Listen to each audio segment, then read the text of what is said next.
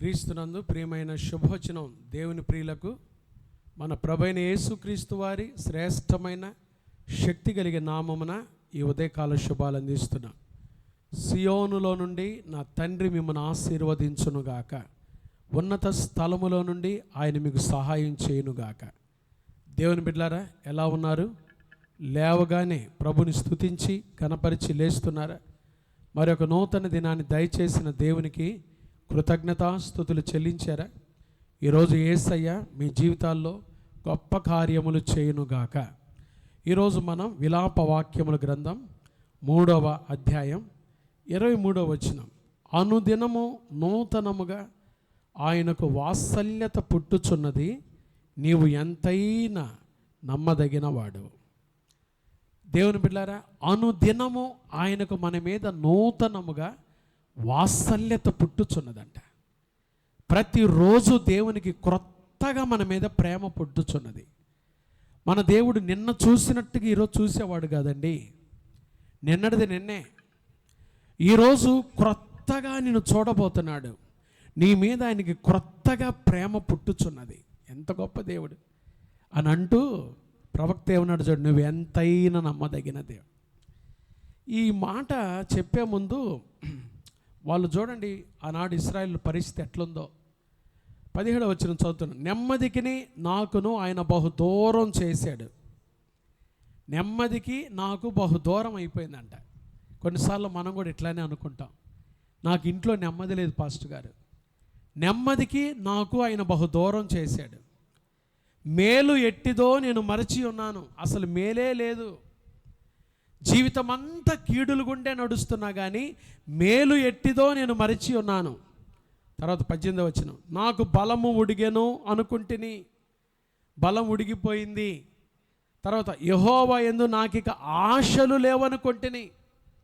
ఇక ఏం లాభం లేదండి, దేవుడు కూడా ఏం చేయలేడు. కొన్నిసార్లు అదే కదా మనం ఇచ్చే డిక్లరేషన్. మన ప్రయత్నం అంతా మనం చేస్తాం, మనం ఎవరెవరి దగ్గరికి వెళ్తాము, అంతా తిరుగుతాము. ఇక ఏం చేస్తాం, దేవుడు కూడా ఏం చేయలేడండి, నాకు ఇక ఆశలే లేవు అంటాం కదండి. వాళ్ళు కూడా అలాగే ఉన్నారు. 19వ వచనం. నా శ్రమను, నా దురవస్థను, నేను త్రాగిన మాచిపత్రిని, చేదును జ్ఞాపకం చేసుకో.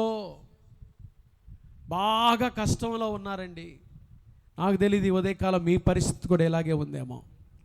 నా శ్రమ, నా దురవస్థ, నేను త్రాగిన మాచిపత్రి, చేదు జ్ఞాపకం చేసుకోయ్యా. ఎంత కష్టంలో ఉన్నానో. మాచిపత్రి అంటే భయంకరమైన చేదు అన్నమాట. జీవితం అంతా చేదైపోయింది. జీవితం అంతా చేదే. మారాలో నడుస్తున్నా, మధురం ఎప్పుడు ఇంకా. తర్వాత చూడండి 20వ వచనం. ఎడతెగక నా ఆత్మ వాటిని జ్ఞాపకం చేసుకొని నాలో కృంగి ఉన్నది. కృంగిపోయి ఉన్నానయ్యా. అది నీకు ఇంకను జ్ఞాపకం ఉన్నది కదా. 21వ వచనం. నేను దీన్ని జ్ఞాపకం చేసుకొనగా నాకు ఆశ పుట్టుచు. ఆ పరిస్థితుల్లో చూడండి, నెమ్మది లేదు, ఆశలు లేవు, శ్రమ, చేదు. ఆ పరిస్థితుల్లో భక్తుడు చూడండి, నేను దీన్ని జ్ఞాపకం చేసుకొనగా నాకు ఆశ పుట్టుచున్నది. ఏం జ్ఞాపకం చేసుకున్నాడు? 22వ వచనం. యెహోవా కృపగలవాడు.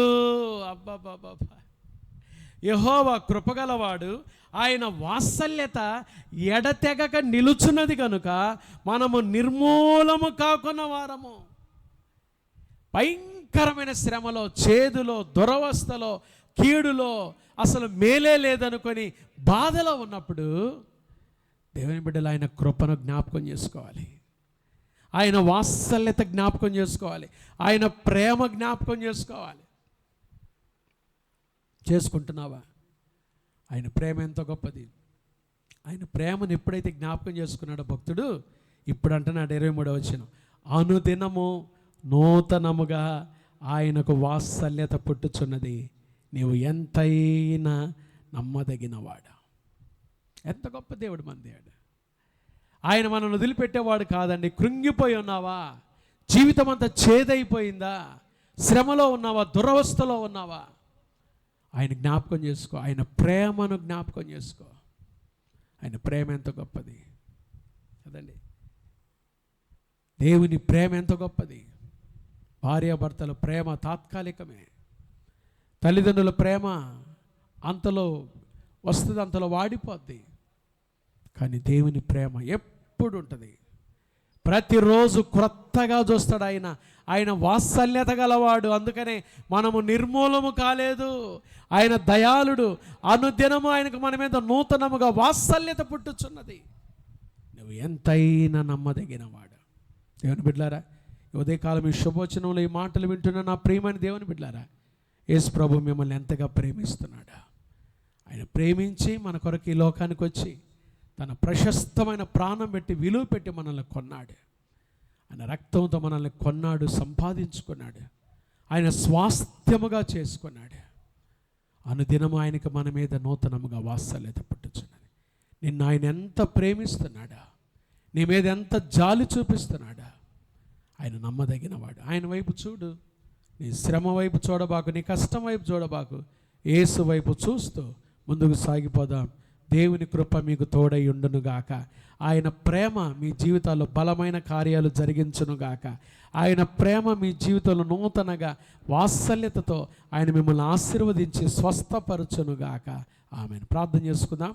దయగల దేవా, ప్రేమాస్వరూపి, మీకు స్తోత్రాలయ్యా. ఉదయకాలం లేవగానే శుభవచనం ద్వారా మీ మాటలు వినే భాగ్యాన్ని ఇచ్చారు. వింటున్న ప్రతి మాటను మాకు ఆశీర్వాదకరంగా దీవెనకరంగా చేయండి. శుభవచనంలో పాల్గొన్న నీ ప్రియబిడ్డలందరినీ దీవించండి. ఎవరైతే శ్రమలో, ఎవరైతే అనారోగ్యంలో, ఎవరైతే ఆర్థిక ఇబ్బందుల్లో నలిగిపోతున్నారో వారు అనుదినము మీ వాత్సల్యత జ్ఞాపకం చేసుకొని మీ కృపకు అప్పగించుకునే భాగ్యం దయచేయండి. మీ నమ్మకత్వానికి అప్పగించుకునే భాగ్యం దయచేయండి. నీ బిడ్డలు మిక్కిలి దీవించండి. ఈ దినం ఎదుర్కొనబోయే ప్రతి శోధన, కీడు, దుష్టుడు అపాయం తప్పించి పనిపాట్లన్నింటిలో మా బిడ్డలు మిక్కిలి దీవించమని, చిన్న బిడ్డలు, యవనస్తులు, పెద్దలు, వృద్ధులు, విధవరాండ్ర మీద మీ దేవుని దయచేయండి. వ్యాపారాలు, చేతుల కష్టార్జితాలు, ఉద్యోగాలు, నీ బిడ్డలందరినీ కూడా మిక్కిలి దీవించమని, ఎదురయ్యే శోధన, కీడు తప్పించమని యేసు నామమున ప్రార్థిస్తున్నాము తండ్రి. ఆమేన్. త్రియేక దేవుని ప్రేమ, కృపా, సమాధానములు ఈ ఉదయకాలం ఈ శుభవచనంలో పాల్గొన్న దేవుని ప్రియులందరికీ, సార్వత్రిక సంఘానికి, సకల కోటి పరిశుద్ధులకు, క్రైస్ట్ బ్లెస్సింగ్ చర్చ్ కుటుంబాలు, పరిచర్లకు ఇప్పుడు ఎల్లప్పుడు ప్రభు రాకడ పర్యంతము తోడయుండును గాక. ఆమేన్. God bless you. May God be with you. Have a nice day. Have a good day and godly day.